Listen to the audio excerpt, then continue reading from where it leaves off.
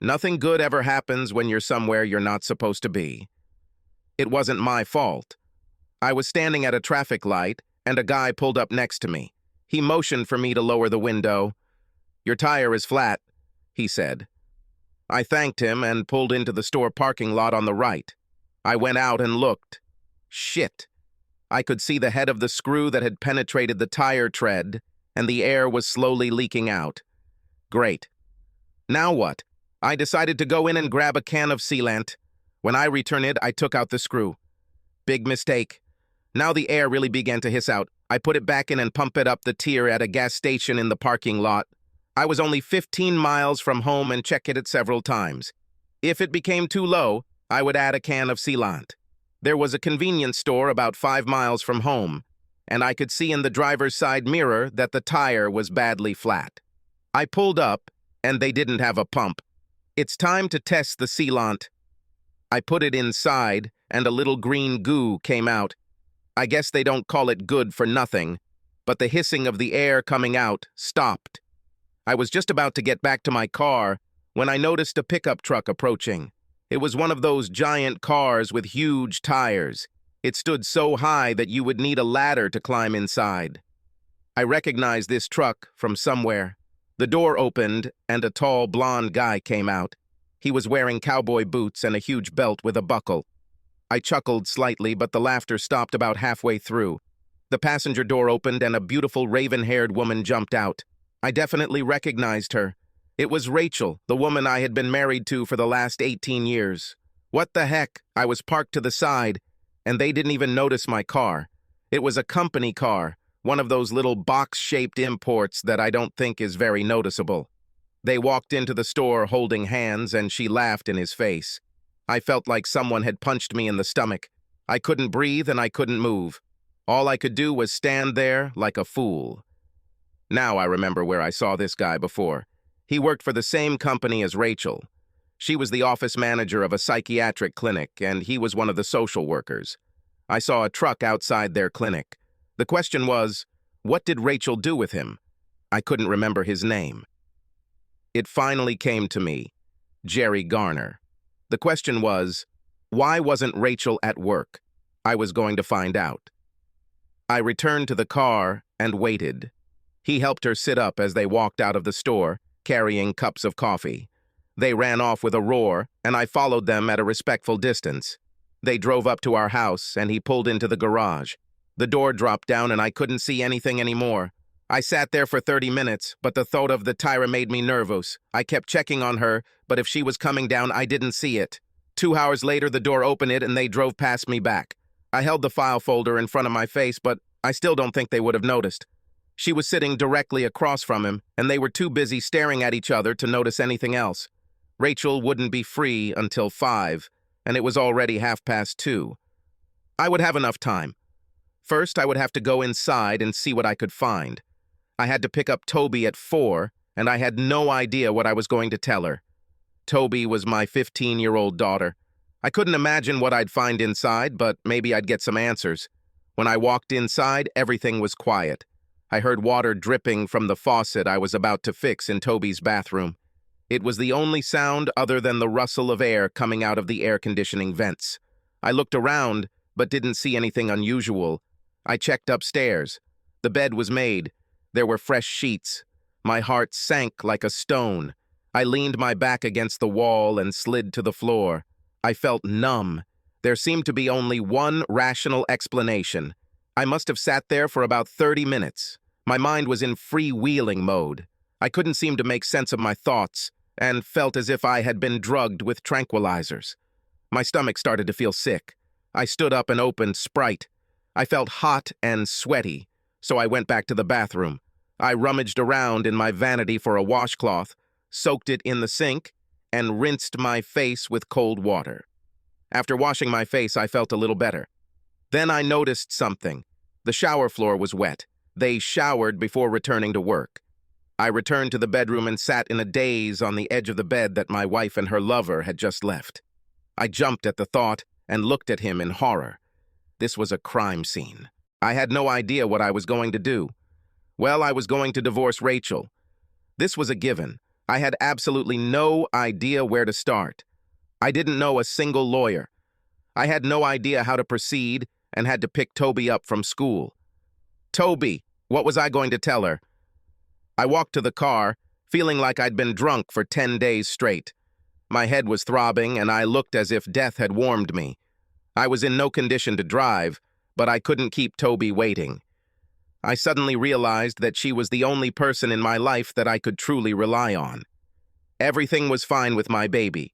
I was going to take care of it. Whatever I did, I had to take her into account. As I pulled into the line of cars, I saw her waiting at the school door. She walked along the sidewalk towards the car, so beautiful that my heart sank. Toby had her mother's hair and skin, dark and almost Mediterranean in appearance.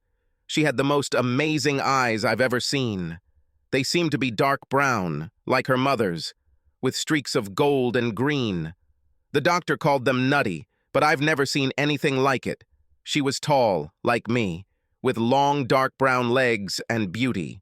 She opened the back door and threw her backpack in. When she sat down, she slid towards me to kiss me and froze. "Dad, what happened?" she asked.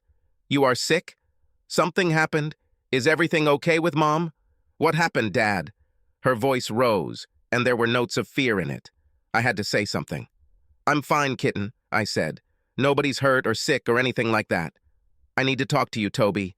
Let's go to the park and just let me hug you and talk to you for a minute, okay? Don't ask me any more questions until we get there, okay?" "Okay, Dad, but you scare me a little," she said. "I know, kitten, but everything will be fine," I told her, hoping it wasn't a lie. It only took us about 5 minutes to get to the park. I've pushed her on that swing 1,000 times. Rachel and I both sat on the benches and watched her play on the equipment. Happier times. Was my whole life supposed to consist of nothing but memories of happier times? We walked over to one of the benches and she took my hand, swinging our arms as we walked, just like she had done since she was so tiny, barely able to walk. We sat down and I struggled to find the words to begin. "Just tell me, Dad," she said. "I can handle this." "Well, I'm not sure I can," I said. The story came out on its own. I told her everything. Everything I saw, everything I felt, and tears flowed down my cheeks like a river. She held my hand all this time, and when the fountain of words and feelings dried up, she pressed herself close to me. "That doesn't sound very good, Dad," she said. "We need to go home and ask Mom about this. I think it all depends on what she tells us. I know it looks bad, but we don't know enough. We need to talk to her." I kissed the top of her head. My heart filled with pride. My child was much braver than me. She pulled my hand until I stood up. "Do you want to drive?" I asked her. Her eyes were shining. She just received her study permit. When she thought about this, a cloud flashed through those beautiful eyes, but it quickly passed. She carefully drove home while Rachel's car was parked in the garage. It was her. She greeted us at the door, hugging and kissing each of us. You'd think she wasn't a cheating slut. Either she was an Oscar-winning actress or I misinterpreted the whole situation. "Do you two want anything to take out tonight?" she asked. "I'll treat you." "I think we just need to talk to you for a minute, Mom," Toby said. "Okay. Everything okay, baby?" "I don't know," Toby said. "Let's find out." We walked in, and I sat down on the couch next to Toby. This left Rachel sitting in that disgusting chair that she simply had to have. "What's happened?" she asked. There was not an iota of worry on her face. "How was your day?" I asked. She looked at me curiously. "Everything is as usual," she said. "One of the pharmacy representatives brought lunch from the onion bin. It was quite busy and I hardly had a free minute." "Why are you asking this?" "So you were in the office all day?" asked Toby. "Of course," she said. "What kind of questions are these? What's happening?" "So you weren't in the house with Jerry Garner this afternoon?" I asked. Her face turned pale. "Of course not," she said. "Are you accusing me of something, Oliver?" "I saw you," I told her. "What? You didn't see anything?" She stammered now. "What are you trying to do?" "He's lying, Toby. I was in the office all day. You can ask Angel. No, I don't think he's lying, Mom, Toby said. I think you're lying. I won't ask Angel. She would lie for you. I think I'll call David Jones. He's your boss, right? I don't think he would lie for you. What's his number? He got off the night shift, Rachel said. I'll ask him to call you tomorrow. What are you two doing? Are you trying to trick me or something? You think you can just come here and try to trip me up? What are you accusing me of? I think she believed that the best defense was a good offense. I think you set yourself up, I told her. You lied, Rachel. All three of us know you lied. Why do you do it? I saw the wheels turning in her head. Okay, I was here, she said. That's the reason I didn't want to tell you. I knew that you would give me a third-degree interrogation and try to accuse me of something. Nobody accused you of anything, Toby said. Now I'm accusing you of something. You tried to make me believe that Dad was a liar. You tried to make him out to be a liar to cover up your lies. What are you lying about, Mom? Are you having an affair with this idiot? You don't even know him, Rachel said. Why did you say he was an idiot? I met him twice, Toby said. The way he looks at me makes me want to take a bath. But it does not matter. Are you having an affair with him? Rachel's eyes darted between us for a moment, like those of a trapped animal. I didn't want it to be like this, she finally said. I wasn't ready. You weren't ready for what? Asked Toby. I just fell in love with Jerry, she said. She looked at me. I'm sorry, Oliver. It just happened that way. You know, we work very closely together. He was fair. I don't know. He is like the other half of my soul. We just connected, and I couldn't help it. We are in love with each other. I was going to tell you when we were ready. As soon as we can both get a divorce, we will get married.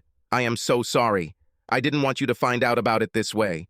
Toby, everything will be fine. You will still be able to see your father whenever you want. Jerry has a really nice place on the lake. You know, he also has a daughter. He likes you, and we will be very happy. Are you crazy? Toby practically exploded. I'm not going to live with this asshole. He would probably sneak into my bedroom at night to molest me. You are right. I will see my dad anytime I want because I will live with him. It's you I won't see again. How could you? She turned on her heel and walked up the stairs to her room. I heard the lock on her door click. Rachel turned and looked at me. She'll get through this, she said. Jerry is a really good guy, Oliver. I think you'll like it. I'm sorry, but I need to be happy. Jerry makes me happy, and that's all there is. I just stared at her. Who was this man? It was as if her body had been stolen. I had no intention of arguing or discussing anything with a dangerous, crazy woman. Whatever you say, Rachel, I said. When are you moving? Should I move out? She said. But I'm not going to. I have nowhere to go. Jerry is married and we can't do anything until we tell his wife. We'll all have to get divorced and see how things go with the settlement before we know what we need to do. No, you're moving out, I told her. I give you 3 days. Her jaw dropped. What the hell are you talking about? You can't kick me out of my own home. If anything, you should be the one moving out. You're forgetting something, I said. This is my home. It belonged to me before I met you. It was paid for and I clearly owned it before we got married. The house is not a family property. It is mine. My name is on the document, but yours is not. No, you're moving out of my house. Where? She asked. Are you just going to throw me out on the street? I really don't care where, I said. Perhaps you could get a room at the Cheating Slut Motel? Maybe one of those places that rents by the hour, you know. This is where you fallen women do the dirty work, right? Her eyes filled with tears. It really hurts, Oliver, she said. There is no need to call names. I didn't try to fall in love with Jerry. It just happened. We just hit it off, and I knew I needed to be with him. I didn't try to hurt you. Oh, you just accidentally hurt me, I said. Kind of like falling when you run with a stick in your hand and googie out your eye. Mom always warned me about this. Now I see how it happens. Well, then everything is fine. It was an accident. And there's no need to be so sarcastic about this either, she said. Why can't you just accept the fact that we love each other, Oliver? Gee. I don't know, Rachel, I said. Maybe it has something to do with the fact that when I left this morning, you told me you loved me. Now you tell me that you love him. I guess I'm just a little confused. I really love you, Oliver, she said. I will always love you. I'm just in love with Jerry. Oh, well, then that explains it all, I said. You told me every day for the last 18 years that you were in love with me, Rachel. I thought that's why we got married. We were in love with each other. I must have been delirious. Oh no, we were in love. She tried to take my hand. I shook her hand off. You have 3 days, Rachel. If you're not out in 3 days, I'll have the sheriff turn you out and throw your shit in the driveway. Please, Oliver. She was scared now. It doesn't have to be like that. We can still be friends. Jerry wants to be your friend too. We need to think about Toby. I told you that I love you and don't want to lose you as a friend. We've been together too long for you to just throw this away. I just looked at her for a minute.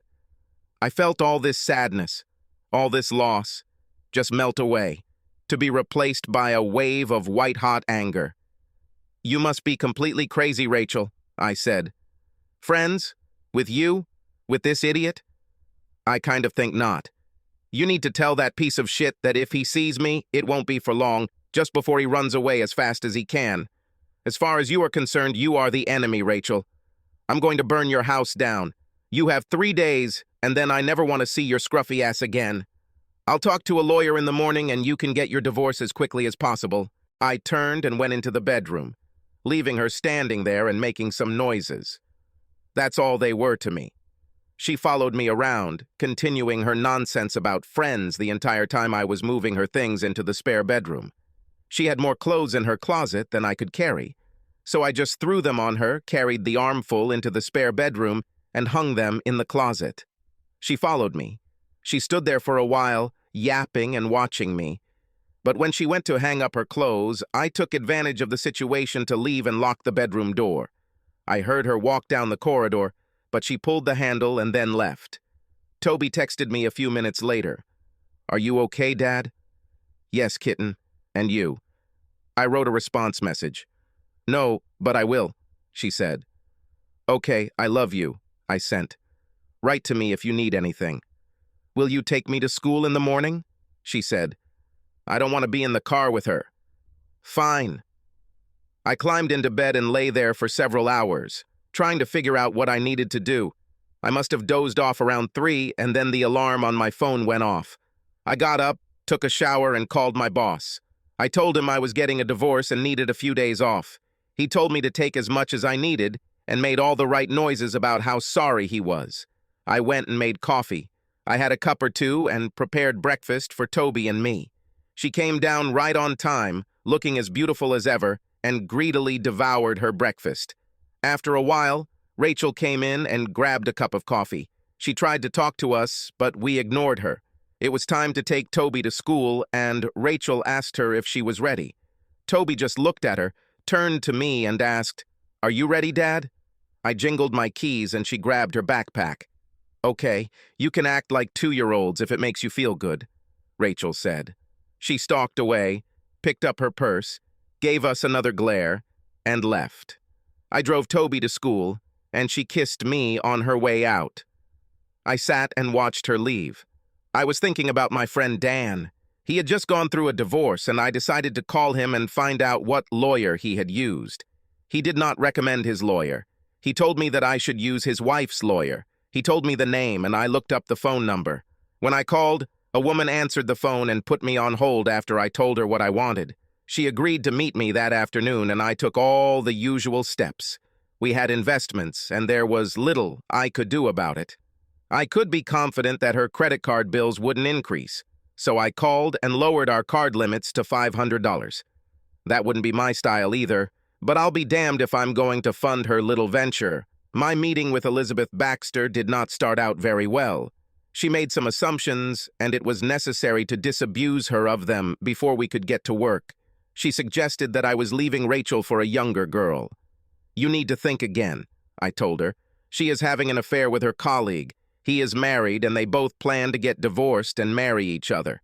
I apologize, she said. I will not represent anyone who takes such actions as you speak of. I couldn't look at myself in the mirror. I understand, I said. We have a daughter.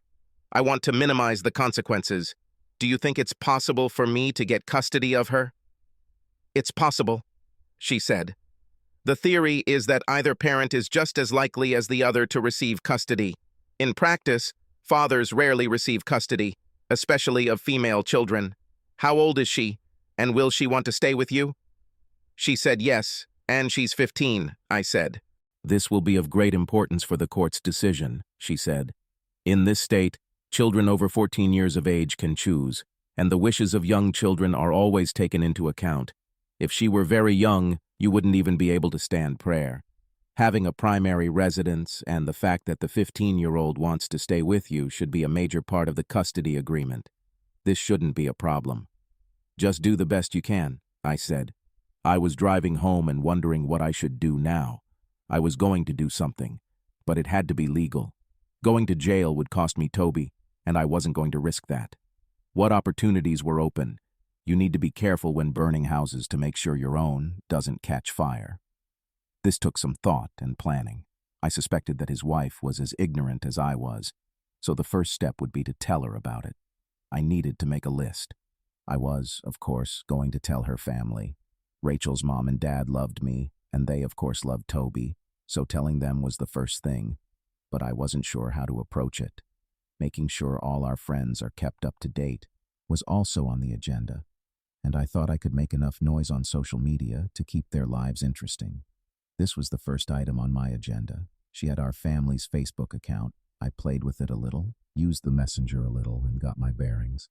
I looked online and found out that dear old Jerry's wife did the same thing. I screenshotted a few photos and posted a message on Rachel's page saying we were getting a divorce, that she found her soulmate in Jerry by posting his photo. I changed my password and logged it out. It was nice. I wondered how long it would be before her friends and family started blowing up her phone and Facebook page. I was hoping that the asshole's wife would get the hint. I didn't know her and felt a little guilty about the shitstorm that would hit her. But if she was like me, she would rather know than be ignorant. I called my mom. This conversation went about as poorly as I thought it would. But despite the initial disbelief, she simply told me that she would tell Dad, and that if I needed anything, they would always be there. I decided that I would let Rachel tell her parents. We were close, and I didn't want to be the cause of any estrangement. Either way, I had no idea what I was going to tell them. Somehow, your daughter is a cheating fallen woman didn't seem like the ideal message. They would probably shoot the messenger. It didn't take long for the shit to hit the fan. Around 2 o'clock in the afternoon, Rachel's number popped up on my phone. I answered and she got angry. You're an asshole. Her opening salvo gave me great personal satisfaction. You couldn't just leave things as they were, could you? I know you blocked me on Facebook. You will clean up this crap. Jerry's wife doesn't know. All my friends call me asking what happened. My parents know.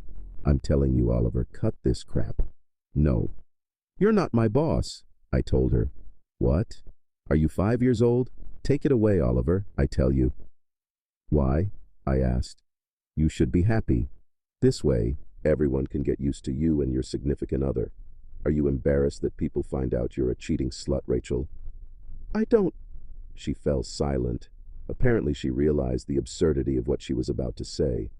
Oliver, please take this away. It wasn't supposed to be like this. You lost all ability to choose what it would be like the second you cheated, I told her.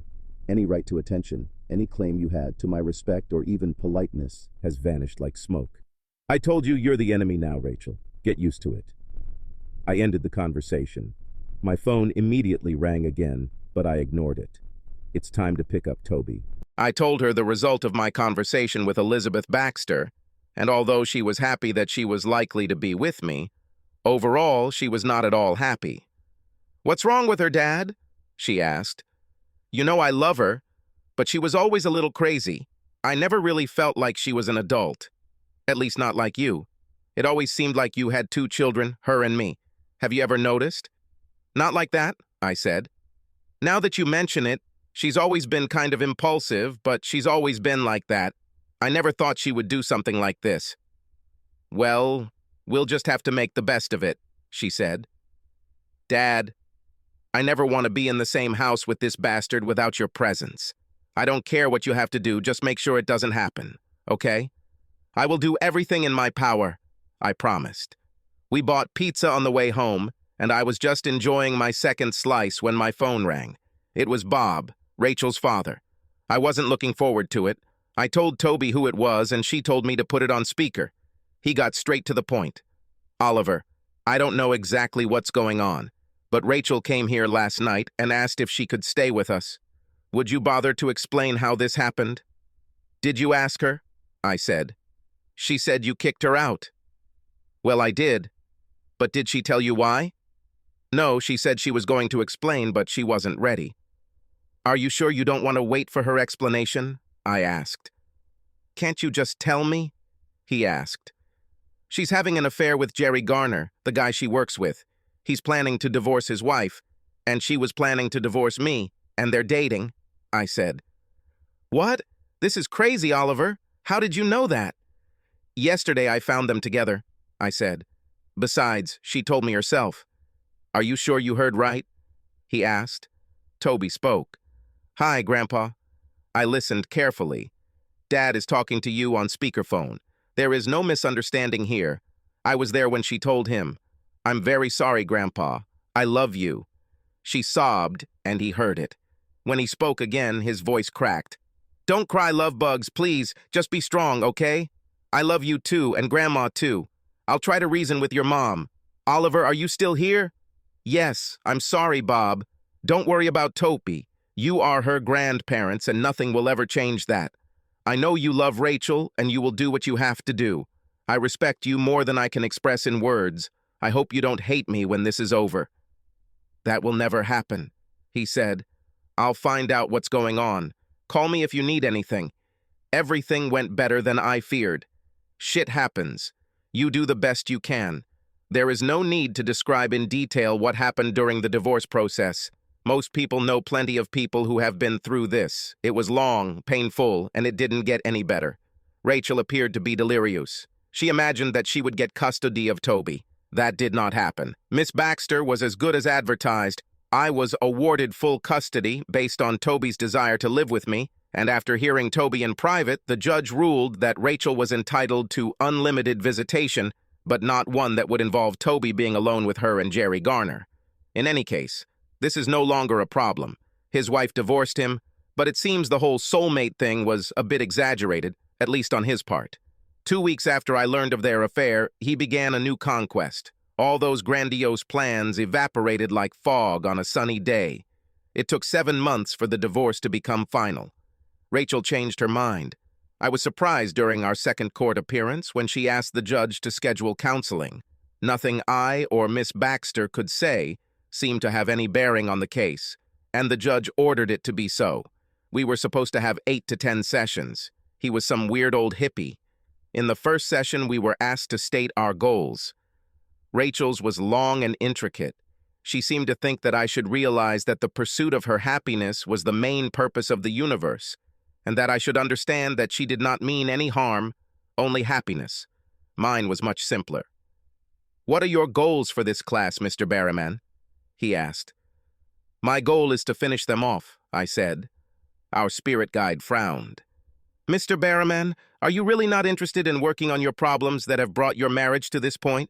I'm sorry, Mr. Rodman, but it wasn't my problems that brought my marriage to this state. And I really have no interest in working on them. I am quite happy with my problems and fully intend to die with them. Rachel was as horrified as Mr. Guru and did not hesitate to boldly intervene. Oliver, how are you going to pick up where we left off if you don't want to at least discuss it? I don't know, I said. Let me make this clear for both of you. I don't care at all about going back to what we were or working on problems. I'm here by court order. I will do my best to comply with this court order, then we will go back to court and get a divorce. That's my plan. Did you know that if I go back to the judge and tell him that you have refused to cooperate, you could be held in contempt of court? Said Mr. Guide. I don't know about that, I said. You mean, if you go back to the judge and lie, these sessions are recorded, I'm sure my lawyer would be happy to subpoena the records and expose your perjury. I'm here. I do whatever you say. You asked me about my goals. I told you what they are. See, I'm cooperating." He blushed. "I'm sure the judge expected you to try to resolve the issues between you," he said. "I am not responsible for the judge's expectations," I told him. "I am responsible only for myself." He tried to complicate things. He gave me homework that included spending significant time with Rachel, and she worked hard to wear me down. "Oliver, what will it take for you to give up on the divorce and deal with this?" she asked. "God's providence," I told her. She waited for me to explain it, but I didn't say anything. "What do you mean by action of God?" she finally asked. "Well, if you have a way to turn back time and get rid of dear old Jerry, it will work," I said. "Other than that, I have never heard of anyone other than God having such power. Have you developed any abilities that you haven't told me about, Rachel?" "Well, except for the ability to attract other men with your feminine charm," we wandered on. The dull exercise gave way to a meaningless mantra, and finally, they were over. We went back to court, and the judge asked if we had made any progress. "Your Honor, there is no way that my client intends to remain married to his wife," Elizabeth Baxter said. "We would like this divorce to be finalized as soon as possible. My client and his daughter have been involved in this process for quite some time." Apparently, the judge agreed because 10 days later the ruling arrived in the mail. Toby saw her mother quite often, as she loved her grandparents and spent a lot of time with them. Rachel sometimes planned things that Toby would agree to do with her, but it was never the same. She was hanging out with her friends, and one in particular seemed to be at the top of her list. She was a tiny blonde named Sabrina. It seemed like she practically lived with us. She was as cute as a month-old kitten and sweet as honey. I was happy to have them, and they started including me in some of their events. One of the things they loved was water skiing. We had a boat, and when the summer holidays began, we spent most Saturdays on one of the nearby lakes. On Monday, they asked me if we could go to the lake for the weekend, take our van, and stay there until Sunday evening. Since my social calendar wasn't exactly full, I thought this was a great plan. Toby and Sabrina spent a week planning, and on Thursday, we packed everything they wanted. On Friday afternoon, a new red Jeep Cherokee pulled up in our driveway and Sabrina jumped out. An almost identical woman jumped out from the driver's side, and Toby walked over and threw herself into this unknown woman's arms. She and Sabrina brought the stranger to me. She was clearly nervous. "Dad," Toby said, "this is Julie. She's Sabs' mom, and I know you haven't met her yet." Julia extended her hand. "Hello, Oliver. The girls told me so much about you. Thank you so much for inviting me to come with you this weekend. To tell you the truth, I was a little jealous that they spent so much time with you and not with me." She smiled mischievously at me, and I immediately understood why her daughter was such an adorable little minx. I looked at Toby, and she gave me a glare. My knees were shaking, and I knew when to give in. The shaking intensified as I looked at Subs, and she raised one eyebrow at me. "This will be amazing," I told Julie, speechless. "We always have a great time." She wasn't stupid. She looked from me to the girls, then back to me. "Oh my God," she said. "You didn't know, did you?" "Girls." She didn't have time to say another word. She was buried under an avalanche of hugs, kisses, and pleas. "Please, Mom, don't worry about it. We'll have so much fun," Sabrina said. "It's okay, Julie. Daddy will love you as much as I do, and he's a great guy," Toby said. "Look how he just holds on." She pulled herself free and looked at them. "You two go sit on the porch and I'll go talk to Oliver," she said. They showed some reluctance, and she said, "Now." They took her words seriously and hurried away. "I'm so sorry, Oliver. I had no idea," she said. "I'm going to take the sub and leave. She will be punished for a month. God, this is so awkward." She looked so small and embarrassed that I stepped forward and hugged her. She tensed at first, but then relaxed. "Yes, it's embarrassing," I said. "They are very naughty, but you and I both know that there is nothing wrong with them. Let me guess. You're single?" She looked up at me and laughed. God, she was cute. "No, that's not true. Do you think that's what it's all about?" "I'm almost sure. I said. That's the problem. You've packed your things, you've cleared your weekend. The lake is going to be great. I'm not a bad guy, as you know from talking to Toby. Let's play along. It will be fun. We could tweak them a little. What do you say? She stepped back, looked at the expectant faces of the girls, and said, Yes, let's go. I gave them a thumbs up, and they jumped to their feet, running over to join us. I heard Toby running enthusiastically. Yit! I stopped them and took one under each armpit. Girls, that wasn't very nice, I said. Sabs looked up at me and giggled in her best Skeletor voice. I'm not good. It made us all laugh, and I couldn't continue. They were just too sweet and too innocent. We know what you're trying to do, I told them. Stop it, I'm serious. You can't just beat around the bush trying to make other people's lives better. Yes, but I love Jules, and I didn't know how to introduce you to her, Toby protested. Well, you could have just told me, I said. She looked a little sad. It's okay, kitten. Just don't do it again, I said. She immediately perked up. Sabs pulled my hand. Let's go. I cannot wait. It'll be great, Oliver. You'll see. Julia laughed. I think that should be the extent of what's truly cool, Oliver. She's right, though. We are losing daylight. We took 2 bags out of her Jeep and climbed inside. We tied up the boat and, after stopping for propane, hit the road. It was a half-hour drive to the lake, and Julie sat in the front next to me. The girls started playing some terrible music through their Bluetooth connections, and we got to know each other. It turned out that Julie had her own insurance company and was also a financial planner. I noticed her when I looked at her while talking. God, she was cute. I thought Subs would look exactly like she did when she was Julie's age. She looked quite a bit younger than me, and it turned out that she was 3 years younger.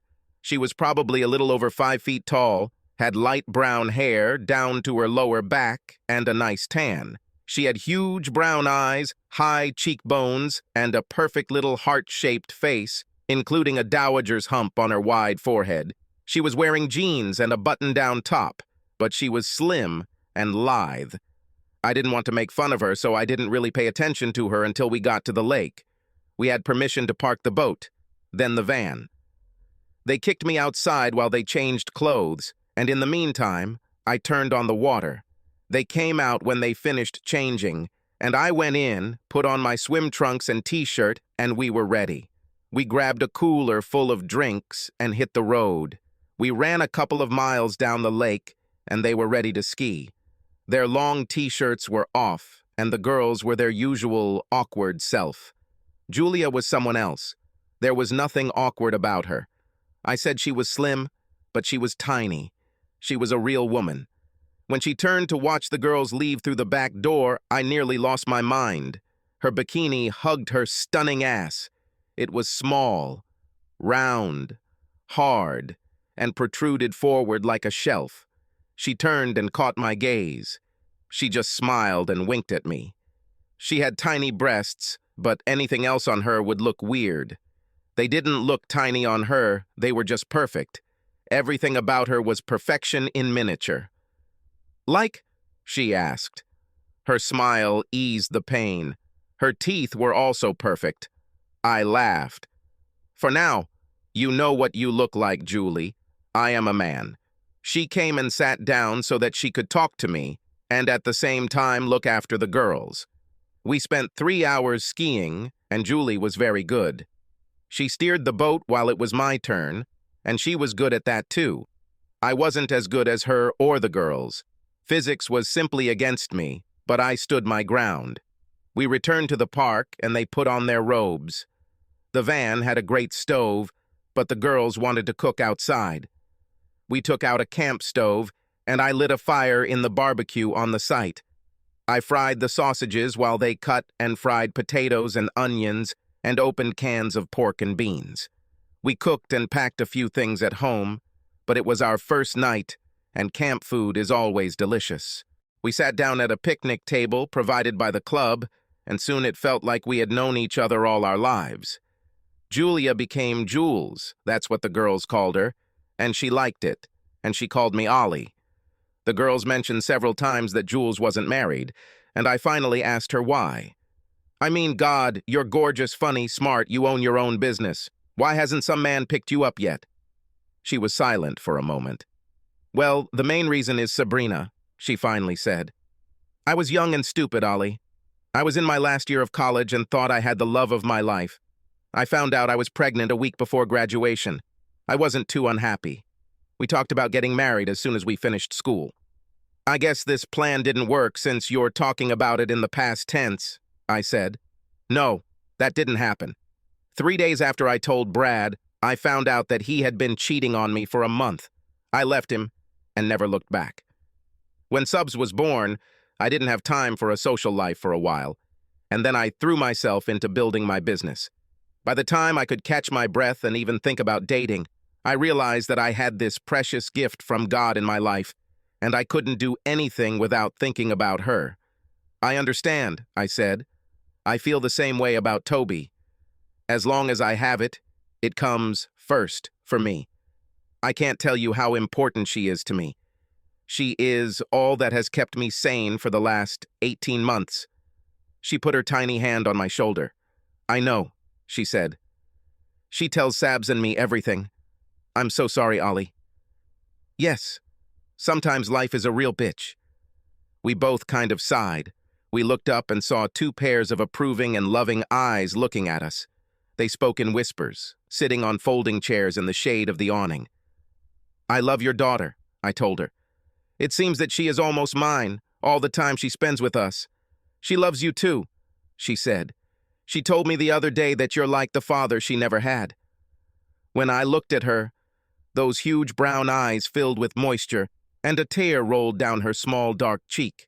I brushed it off with the back of my finger. She's a wonderful girl, I said. I think her mother is a very special woman for raising such a girl. She is also very brave for doing this alone. She smiled with her tear-filled eyes, stood up, kissed me on the cheek, and went to join the girls. We had a great weekend, and as she was getting ready to leave our house, I walked up and knocked on her window. Jules, would you think about going out with me next Friday? I asked. Subs squealed with delight, and Jules smiled her dazzling smile. At what time? 6? I asked. We'll have dinner and then do something else, okay? Oh, can Toby stay with Subs while we're gone? It sounds tempting, and, of course, yes. She kissed me on the cheek and they left. Toby was waiting for me at the entrance. Well, she asked. Did you ask her out on a date? Did you kiss her? I hugged her and spanked her ass. Yes, I did it, and it's none of your business. She squealed, the same sound Sabs made. I knew it. She's perfect for you, Dad. I love her so much, and Subs is like a sister to me. I shrugged. What happens, happens, Toby. You can't force it. Stop playing matchmaker. She buried her face in my chest. I know, Dad, but you were never going to do anything other than just love me unless I did something. It's not that I don't like being the only woman in your life. I laughed. Well, you will always have a place in my heart that no one else can touch. You are my baby, and that will never change. She purred and cuddled up to me for a minute, and then went off to do her own thing. Our first date went well. I took her to play racquetball. She was new to the sport, but she played tennis, and the mechanics of the shots were much the same. Once she got used to the rules and started bouncing off the walls, she did well. Being a natural athlete certainly didn't hurt. She was fast as lightning and could change direction much faster than I could. This is where being tiny worked to her advantage. After we finished, we cooled down at a table outside the courts, drank, and relaxed. She grabbed her phone. Let's take a photo for the kids, she said. We posed with our rackets and goggles, and she took a photo. They responded immediately, and we have a good memory. We both took a shower, and I took her out to eat. It was very tasty Italian style, and we stuffed ourselves. We finished the wine, Jules sat next to me in the booth, and we just sat back, talking quietly and relaxing. It seemed natural to me to hug her, so I did. She pressed herself close to me and smiled up at me. I thought again how cute she was, and realized that she would always be cute. It was something that wasn't supposed to change with age. She leaned towards me as we approached her house and looked up at me expectantly. I could tell she wanted me to kiss her, so I did. I wanted to kiss her, even more than she probably wanted to be kissed. It was long and very tasty. Her lips were plump and soft and tasted like wine and cherry chapstick. As we moved away from each other, I noticed the curtains move. "I think we have an audience," I said. She giggled, much like her daughter. Or maybe her daughter sounded like her. "I'm not surprised. You know they're trying to set us up, right?" "You do not mind, do you?" I asked. She blushed. "No, I like everything I know about you, Ollie." "Me too," I said. "We better get in there before they tear down the curtains." We met every Friday for 4 months. We were getting closer and closer, and I wanted to take our relationship forward. I didn't want to push her, but it got pretty hot at the end of some of our sessions. I also discovered that I enjoyed having her as a friend almost as much as I enjoyed having her as a girlfriend. We talked on the phone constantly. She would reply or text me with funny little things or just a few words several times a day, and I would do the same. I would see or hear something, and I knew it would make Julius laugh, so I had to share it with her. We became very close, and I knew everything about her life, just as she knew about mine.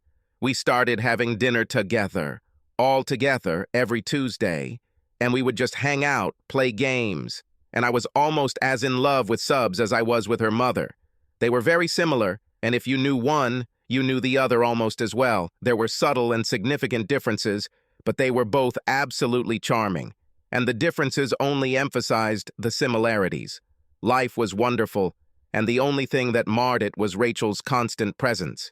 She was still a part of Toby's life, and therefore, willy-nilly, mine. I wanted nothing to do with her, and her appearance irritated me. She always tried to talk to me every time she came to pick up Toby or I took her to her grandparents. She still lived with them. She lost her job with Jerry at the clinic and worked at another private one on the other side of town. If she annoyed me too much, I would ask her if she had heard from him. This quickly stopped her attempts. "How long will it take you to forgive me?" she asked on one of these occasions. "Forgive you? For what?" I asked. "As far as I know, you don't believe you did anything wrong." Not once did I hear, "I'm sorry, Oliver. I was wrong. I'm sorry that I tried to make Toby believe you were a liar. I'm sorry that I tried to take her away from you, tried to rape you in the divorce. And what's worse is that I never once heard, 'I'm sorry I cheated and had sex with that creep behind your back.'" I didn't hear it then either. She could not take any responsibility for her actions.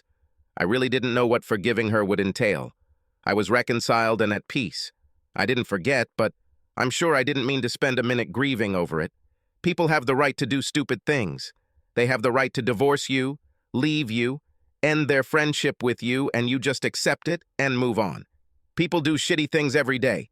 In the heat of the moment, I wanted to punish both traitors, but I quickly went beyond that. Their punishment was that they were who they were. They had to live in harmony with themselves. I fully intended to live with myself, and that meant leaving the lies and cheating behind and living my best life. Rachel was an unhappy woman, and I really wanted everything in the world for old Jerry, but I couldn't do it. Let God or the universe punish them. I quit this game. She became even more unhappy when she found out I was dating Jules. I took Toby to her grandparents for the night, and she came out to the car and stopped me. "I heard you're dating the mother of one of Toby's friends," she said. I just looked at her. "This is true?" she asked. "It's my business," I said. "Damn it, it's not like that," she snapped. "I'm your wife, and I have the right to know." "Your license is crap," I told her. "You are not my wife. You found your soulmate. And it wasn't me, remember? And then something happened that is called divorce. My business is no longer yours, and yours is not mine. Fuck off, Rachel. Don't poke your nose into my affairs anymore." When I left, steam came off me. Damn, this bitch just wouldn't leave it alone. I told Toby what happened. She was just as furious as I was. Before that, I took Toby to her grandparents, and Rachel brought her to our house. Now it's over, Bob, or Cindy's grandparents would come to our house and pick her up from then on. This has eliminated a major source of stress in my life. On the 7-month anniversary of our trip to the lake, I took Jules out with me. We went to a nice restaurant and a club. She drank little, only beer from time to time or one sip. She had 2 children that night. I raised an eyebrow when she ordered a second one. She laughed. "Yes, I'm wild and crazy today, huh?" "You are perfect as always," I said. "Do you really think so, Ollie?" She tilted her head to the side, as usual. "Because I think you're pretty perfect, too. If I'm so perfect, why didn't you invite me to stay the night?" I must have looked pretty scared because she laughed. "Haven't you even thought about it?" I found my presence of mind. Yes, Jules. I haven't thought about anything else since that first day on the yacht when I saw you in that bikini. When we started dating, I realized that you were something different, something special, and I didn't want to pressure you or scare you away. "You won't scare me away," she said. "I told the girls not to wait for me." "Really? So what are we doing here?" I asked. "Oh my God, Jules, let's get out of this place. Do you want to spend the night with me?" She blushed, took my hand, and allowed me to pull her to her feet. "More than anything else, right now." She practically melted into me as we walked out and leaned over to rest her head on my shoulder and held my hand the whole way home. I let her out when we pulled into the garage, and she cuddled with me all the way to the bedroom. I turned her around at the foot of the bed and kissed her. It was one of the most incredible kisses I've ever had, and it just went on and on. When we stopped to catch our breath, she looked up at me, and I drowned in the warm brown pools of her eyes. She put her arms around my neck and looked into my eyes. "Make love to me, Oliver," she said. "I'm a little afraid."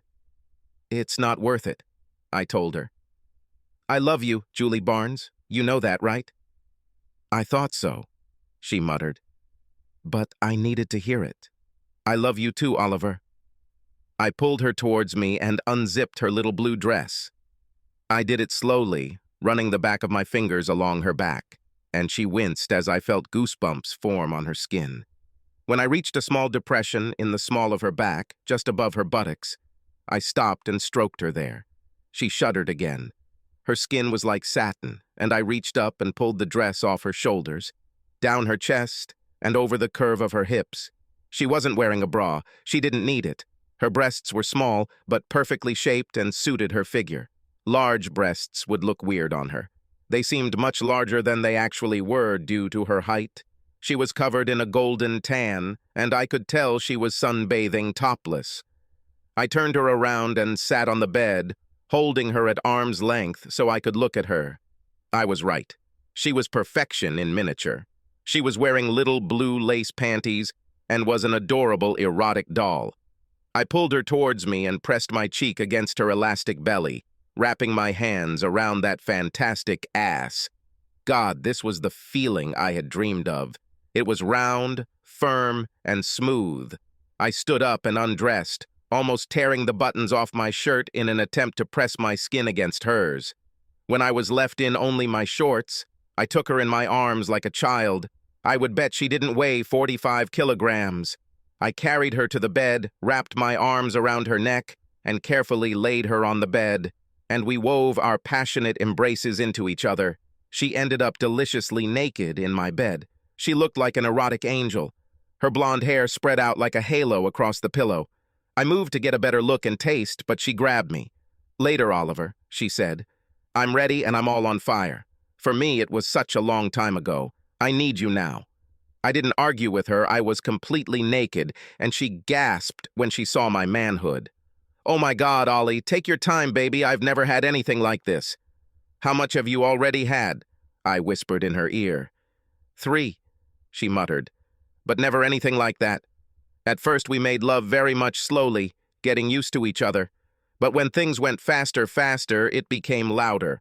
Her whole body began to move, and I found myself in the sex of the century. She was so active, so athletic, and she put everything she had into lovemaking, just like everything else in life. I knew I wouldn't last long, and it's a good thing she was on edge. Just when I couldn't hold it in any longer, I felt the tension in her body peak and explode. She squealed hoarsely, and pressed herself against me, screaming out her passion as I exploded with her, pouring into her what seemed to be my soul. We swayed and moved together, finally slowing down and stopping. I leaned over her, supporting, some of the weight of my upper body on my elbows, and we kissed for what seemed like hours, mumbling about our love. I've never been soft, and when I caught my breath, we began the dance of passion again. We fell asleep in each other's arms, and twice that night we made love again, once on my initiative and once on hers. The next morning I woke up lying on my back with an angel half prostrate above me. Her hair covered us, and her cheek rested in the hollow of my shoulder. I just watched her sleep, lazily playing with her hair until she opened her eyes. She pressed herself against me and moaned, "My place is here, Ollie." "I know," I said. "Would you like to wake up here every morning?" She opened her eyes and looked at me. "You mean, like living together?" "No, honey." "Well, yes. But I mean, will you marry me, Julie Barnes?" She raised her small left hand between our faces and moved her fingers. "Nope," she said. "It seems like something is missing." "Hold that thought," I said, and began to get out of bed. "I can hold this thought," she said, "but I can't hold anything else. I need to go to the toilet so bad." I laughed and slapped her ass, making her squeal. "Go, then we'll meet here." She ran away. A little naked fairy, I went down to my office, stopping to use the facilities myself. I took what I came for from my safe, and when I returned, she was curled up under the blanket. I climbed inside and took hold of that left hand again. I looked into her eyes and saw only love there. "Julie, will you marry me?" I put the ring on her finger. It was too big, and we would have to resize it, but this will do for now. She picked it up and looked at it. "This is wonderful," she said. "It looks old. Where did you take it? When did you receive this?" "Remember I told you that I was going to the auction?" I said. "It was about a month ago."